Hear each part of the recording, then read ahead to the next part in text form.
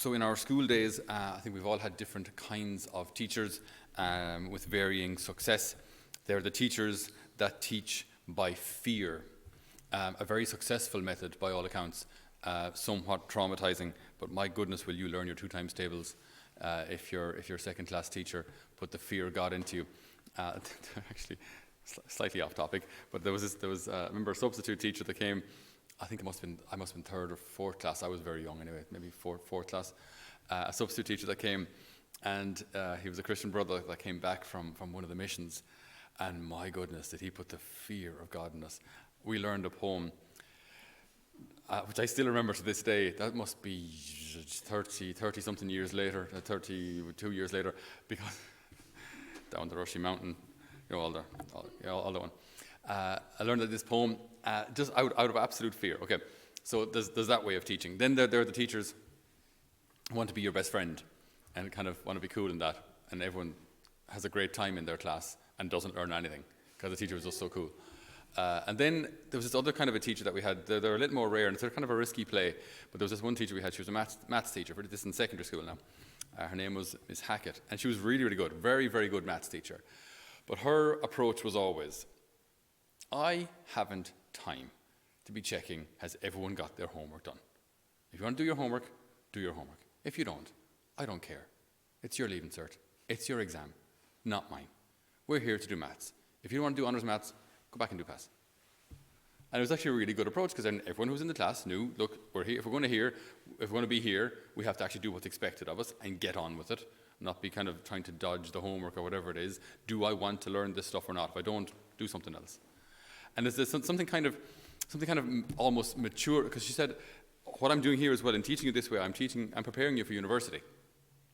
In university, your professor not only will not check to see have you your reading done or have you your homework done, he won't even know your name.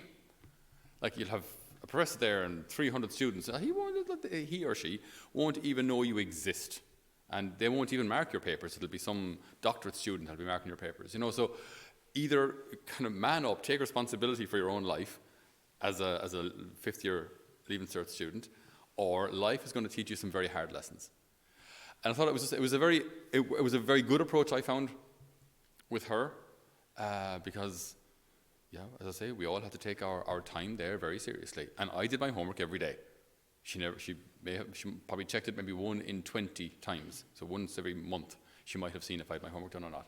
But I did it not to please her, but because I had an exam to do.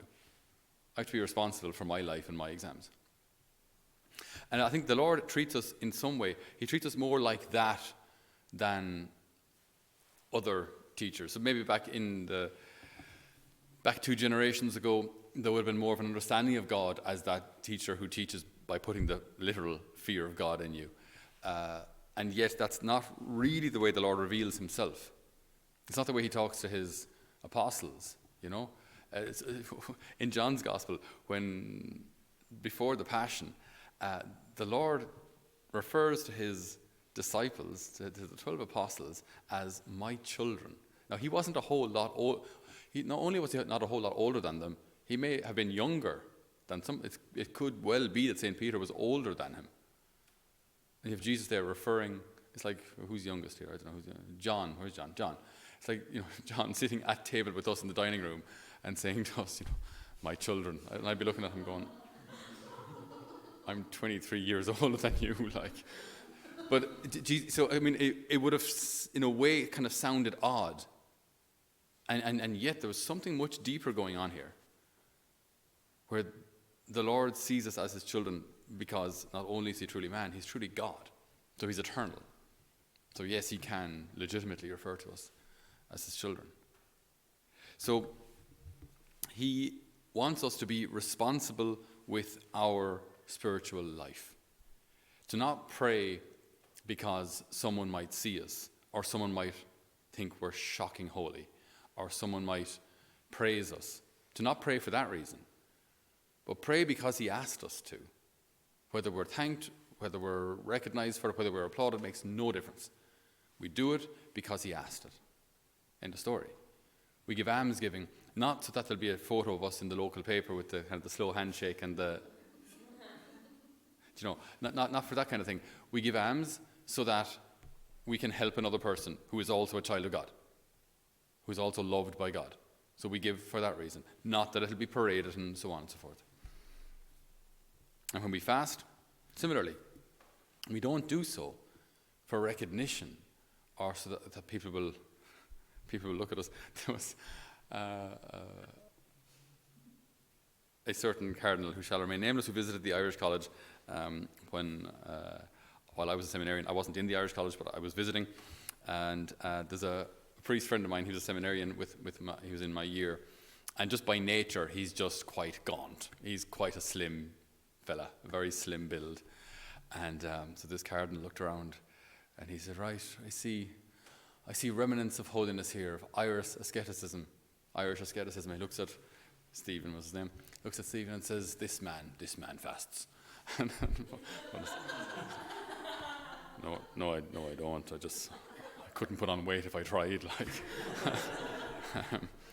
But like, not that we do any of these things then to be noticed, but we simply do these things because they're the right thing to do, because God has asked us. And even today, like in Holy Family, the formation that we're all taking part in here, like nothing should be done so that a superior will see it or know it or recognize us for it. It should all be done for love of God. Why? Because if it's only done so that someone will see or know or recognize, as soon as you leave here, you'll drop it. End of story. You won't do it. Like, you know, so if we're kind of, that's why, like, we're not on your case all the time if you miss prayer or something like that. If you don't do it here, you won't do it afterwards. You're responsible for your spiritual life. You are, not me. Not me. My job is preach and teach and so on and so forth. But my responsibility is not your spiritual life. That's your responsibility. What we learn and what we hear and what Jesus teaches is presented to us. How much of that we apply to our lives is our responsibility. No one else. You can't say, like, I went to Holy Family and we heard all this great stuff and then I decided to become a Muslim. So it's Holy Family's fault. Well, okay. Did you do any of what was said? Did you live it yourself? Did you pray on your own? Not just when the program said you had to, but because you wanted to. Did you engage in the program not just because it was, you had to be physically in the room, but because there was, grace or teaching or whatever it was on offer, and I wanted to avail of that. So I did my part. That's how the Lord treats us. Yes, he sees us as children, but he treats us also as, if you will, kind of as adults.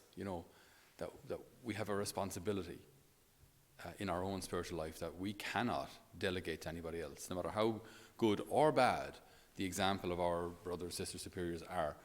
I'm still responsible for my relationship with the Lord. That's my responsibility. Now, understandably, if we receive a lot of bad example, that can justifiably harm our relationship with the Lord. So, our responsibility there may be mitigated, but ultimately, as I say, it's still our responsibility.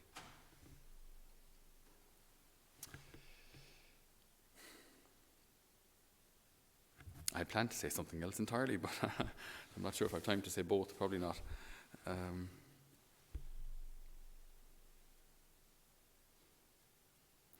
Today, as the Lord looks at us, he looks at us as his children. He looks at us as people that he dearly loves. He looks at us seeing how we are, and he looks at us at the same time knowing our potential. I wonder if he doesn't see us looking maybe even more so at our potential than how we actually are.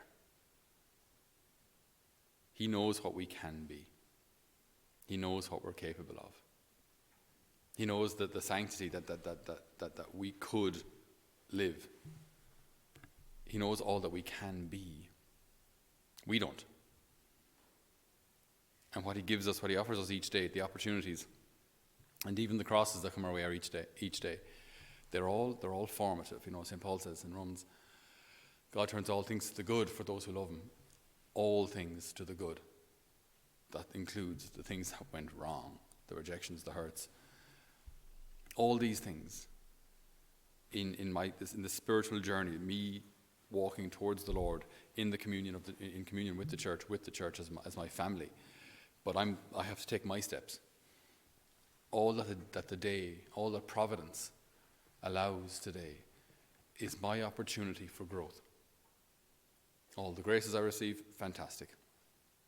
All the challenges and adversity, I don't want them, I don't choose them, but Lord, help me carry them. Help me to mature in my faith. Help me in these crosses and difficulties and maybe even darkness at times, loneliness. Help me, Lord, to grab on to you. So that way, in these dark moments, in these hard moments, I find myself even closer to you. And so nothing is wasted. The good moments, the moments of grace and light, fantastic, thank God for them. The hard moments draw me even closer to him. So nothing is wasted. No day is really a bad day. Even the hard days still draw me to him. And this is so easy to say. This is so easy to say. But we all know people who are suffering and have suffered grievously. And hopefully we know people who have lived or who are living what I've just said, who in these dark days find such a profound faith. Because they've understood that no one can live my relationship with the Lord for me. That's my responsibility. And when we leave here, or as a priest when you're in seminary, there's a regular prayer program. When you leave the seminary, it's up to you. When you're part of a prayer group or part of a pilgrimage for that week or those days or whatever it is, there's a prayer program, and you'll be carried into the right places. You know, when people go to Medjugorje, they're often so surprised at two things. One, how simple the program is. Like, the whole program revolves around what? Well, Mass in the morning, adoration, Stations of the Cross, Rosary, just, to be honest, the things that we have here. But just the daily program, that's just where you're the crowd just kind of drags you. I just find myself praying the Rosary for the 15th time today. And it becomes kind of normal for that week. And they go, wow, this is amazing. Good. Now do it at home. Oh, that's harder. The ice cream is more expensive back here. True. Yes. But that's what it is. Like, these places of pilgrimage, they're a school. They teach you what you can do. Now that you've learned what you can do it on your own. That takes maturity in the spiritual life. So we ask the Lord today.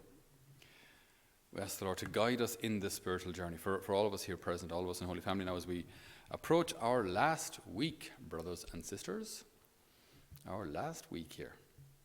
And for all of you listening at home. Today will be a day that we want to accept from the Lord's hand. The good, the bad, the difficult, the moments of light, the moments of darkness. Lord, teach us as children, but as children mature in the spiritual life, to turn all things to the good, that all things might draw us back to you, that we might experience your presence in all things, so that in prayer, fasting, almsgiving, Lord, we might do all of these things for love of you and our Father, and that the Father who sees all that is done in secret may reward us. Amen.